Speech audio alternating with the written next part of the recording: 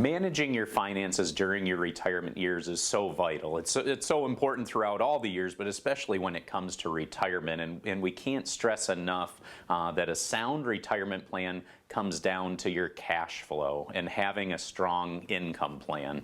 You maybe have saved a lot of money over the years, but if you don't have a plan as far as how you're going to withdraw that money, you could end up in some trouble. So we're looking at this basic 4% withdrawal rule, and I know that's come into question as of late. Is that a sound plan? But for this case, let's use this 4% withdrawal rate. So let's take your retirement savings, and for simple math, let's use $600,000 and use this 4% withdrawal rule. That ultimately equates to $24,000 a year or $2,000 a month as a withdrawal amount from those retirement savings. Now, the worst case scenario when I look at this with 4% ultimately represents 25 years, assuming you have a 0% rate of return. So you're drawing out this 4% for 25 years. If that's in the case where you stuck this money under the mattress and just started taking that out over time. So if you're 65 years old and you set this up, then essentially the money's going to last until you're age 90, again, assuming a 0% rate of return.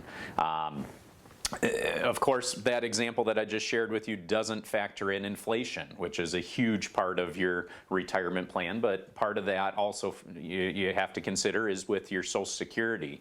You're going to have a cost of living adjustment with your Social Security, and the other piece is that typically when your statistics show us at age 75 and older, you maybe start cutting back on some of those expenses. Maybe you're not traveling as much or going out to eat as much as you get into your late 70s, 80s, into your 90s. So when talking about income and expenses, there's a couple of nasty words that come up: budget and taxes.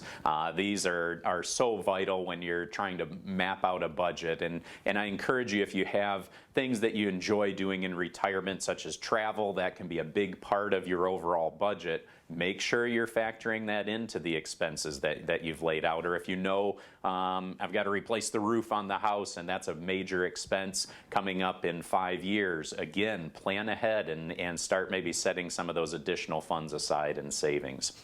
And most of your retirement savings is probably in different retirement accounts: 401k, 403b, IRA. So don't forget about the taxes and what impact that's going to have on your withdrawals. So again, we want you to be confident in your retirement plan, and we encourage you to give us a call and help you plan to retire well.